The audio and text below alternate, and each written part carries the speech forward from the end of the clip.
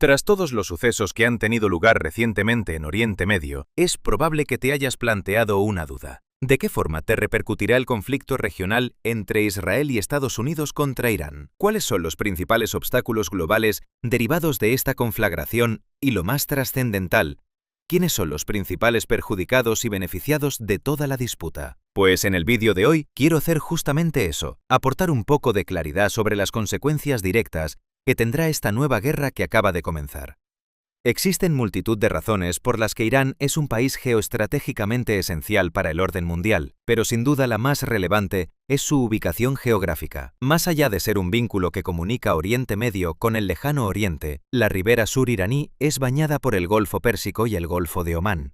Pero lo más importante de esto es ese pequeño estrecho que observáis en el vídeo. Hablamos, como no, del famosísimo Estrecho de Ormuz. A simple vista parece un simple paso que comunica dos golfos, pero lo crucial del mismo es que por allí circula el 20% del petróleo del mundo, ya que gran parte del petróleo que se genera en naciones como Irak, Kuwait, Arabia Saudí, Emiratos Árabes Unidos o Bahrein se exporta a través del Estrecho de Ormuz. Por allí también transita el 26% del gas natural licuado del globo, la mayor parte del mismo originario de Qatar. Por ello, la posición de Irán aquí es de fundamental importancia. Si Irán lo desea, tanto su armada como sus fuerzas terrestres pueden obstruir el estrecho y asaltar o capturar los barcos petroleros y los buques de GNL que navegan por allí. Esto incrementaría dramáticamente los precios del petróleo y gas a nivel mundial, generando una gran inflación y obligando a los bancos centrales a elevar más los tipos de interés, lo que podría ocasionar una gran crisis económica. A pesar de ello, la ubicación no es el único enigma de Irán. El país también es completamente vital para el futuro del mundo por contener importantísimas reservas de recursos estratégicos. Irán cuenta con las terceras mayores reservas de petróleo tras Venezuela y Arabia Saudí, y las segundas de gas, solo por detrás de Rusia. Solo con eso ya podéis haceros una idea de lo significativo que es el suministro iraní para los mercados internacionales. A pesar de que Irán tenga impuestas sanciones internacionales a sus exportaciones de hidrocarburos por parte de Occidente, si sus clientes habituales no pueden adquirir petróleo o gas iraní, estos lo tendrán que buscar en otro lugar. Eso generará mayor demanda en otros mercados y subirá el petróleo y el gas en todas partes del mundo simultáneamente. Por otro lado, Irán es muy relevante por otro motivo, su demografía. Y es que, tras Pakistán, Irán es el país de Oriente Medio que posee más población, con más de 88 millones de ciudadanos. Esto es muy destacable por dos razones principales. En primer lugar, la población de Irán es bastante joven, lo que le permitiría mantener un conflicto largo y oneroso contra cualquier país del mundo. En segundo lugar, una guerra con Irán de protagonista podría provocar una verdadera crisis migratoria en la que millones de iraníes buscasen amparo no solo en países de su entorno, sino también en lugares más distantes como China o Europa. Por tanto, la guerra abierta que enfrenta a Israel y Estados Unidos contra Irán tiene consecuencias potencialmente globales. El gran problema hasta ahora es que Irán ha decidido contestar atacando la infraestructura petrolífera de los aliados de Estados Unidos en el Golfo Pérsico. Países como Arabia Saudí, Emiratos Árabes Unidos, Kuwait o Qatar están viendo cómo sus pozos de petróleo y sus campos de gas son objetivos de los drones y de los misiles balísticos iraníes. Si esto continúa agravándose, la oferta de petróleo mundial se reducirá durante meses, algo que sería parecido al cierre del Estrecho de Ormuz, por donde pasa casi todo el petróleo y gas de Oriente Medio.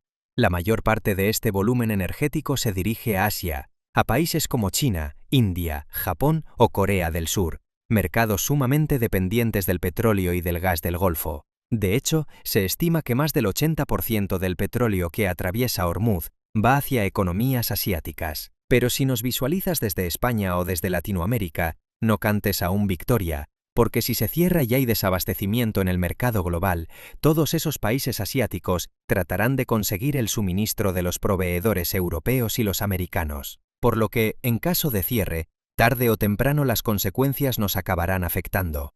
De hecho, Europa también importa directamente del Golfo Pérsico un 20% del gas natural licuado que consume. Vamos, que tanto si Irán ataca las monarquías del Golfo Pérsico como si bloquea el Estrecho de Ormuz, la situación sería igual de dramática en el plano económico. La primera repercusión sería una subida considerable en los precios del petróleo y del gas. Algunos analistas de grandes bancos hablan de un barril de petróleo que incluso podría alcanzar los $150. Este encarecimiento se traduciría en más inflación a nivel global. ¿Por qué? Porque al final la energía es como el oxígeno de la economía. Todo lo que consumes, usas o produces depende directa o indirectamente de ella. El transporte de los productos, la calefacción de tu hogar, la luz, los plásticos, los fertilizantes, el cemento, hasta el pan depende del gas, porque el horno de la panadería también consume energía.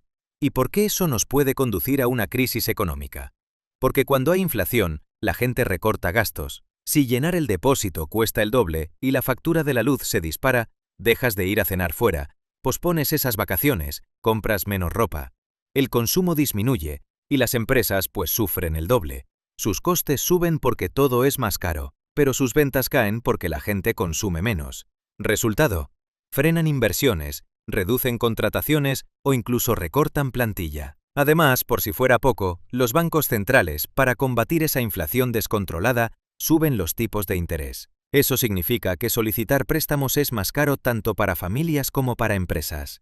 Así que las hipotecas suben, algunas empresas y familias incluso pueden empezar a impagar, y nadie se endeuda para consumir ni para invertir. Vamos, que la economía sufre un verdadero parón, y todo eso lleva a un escenario peligroso. Es una situación que ya ocurrió en los años 70, cuando el precio del petróleo se disparó por las tensiones en Oriente Medio. Realmente no es necesario que Irán cierre el estrecho de Hormuz o ataque a las monarquías del Golfo Pérsico para que los mercados reaccionen. La mera posibilidad de que eso ocurra puede hacer que los mercados contemplen estas probabilidades y se peguen un buen batacazo. La pregunta es, ¿qué oportunidades pueden surgir si se da este escenario? A ver, si hay problemas en Oriente Medio, lo primero que se va a tensar es el sector energético. Incluso aunque el estrecho no llegue a cerrarse del todo, la tensión disparará la percepción de escasez. En este contexto, el mercado busca productores que no dependan de esa zona y que puedan beneficiarse de precios más altos sin asumir el riesgo geopolítico directo. Ahí entran gigantes consolidados como ExxonMobil o Chevron. Con una producción repartida entre Estados Unidos, África y América Latina, tienen capacidad de refino propio y músculo financiero de sobra para aguantar la volatilidad. En Europa ocurre algo similar con Shell o con Total Energies, que combinan petróleo, gas, refino y trading, lo que les permite ganar tanto por volumen como por márgenes cuando el mercado se tensiona. El gas natural cobra todavía más protagonismo. Si el Golfo Pérsico se vuelve inestable, el mundo mirará automáticamente al gas licuado producido fuera de la región. Empresas como Cheniere Energy pasan a ser vistas como piezas clave del suministro global, porque Estados Unidos se convertiría en un proveedor de último recurso para Europa y Asia. Algo parecido sucede con los productores australianos o con los grandes operadores de infraestructuras de gas que se benefician de flujos más constantes y contratos más largos. El segundo gran bloque es la defensa. Aquí el patrón es todavía más claro. Cuando hay una guerra entre estados y participación directa de potencias militares, los gobiernos no recortan en defensa, aceleran los pedidos. Empresas como Lockheed Martin, Raytheon Technologies o Northrop Grumman entran en una dinámica de contratos asegurados, visibilidad de ingresos y baja dependencia del ciclo económico. Al mismo tiempo, el capital busca refugio. El oro vuelve a escena, no como inversión de crecimiento, sino como pilar de estabilidad. Y hay empresas como Newmont o Barrick Gold que suelen recibir flujos por pura lógica defensiva, no porque el mundo vaya a usar más oro, sino porque cuando todo lo demás es incierto, el mercado prefiere activos ligados a algo físico y escaso. Operadores de oleoductos y gasoductos fuera de Oriente Medio, como Kinder Morgan. Este tipo de actores ganan atractivo porque transportan energía en territorios percibidos como seguros. Aseguradoras especializadas en transporte marítimo y logística energética también se pueden ver beneficiadas, así como grandes navieras con exposición a rutas alternativas que también suelen beneficiarse de primas más altas y mayor demanda de cobertura. Eso sí, si hay un episodio de inflación energética, mucho ojo con las economías muy dependientes de energía barata y estable, especialmente en Europa y Asia, ya que suelen sufrir más. La industria pesada, aerolíneas, transporte y consumo discrecional tienden a verse presionados por el aumento de costes, la inflación importada y por el deterioro de la confianza.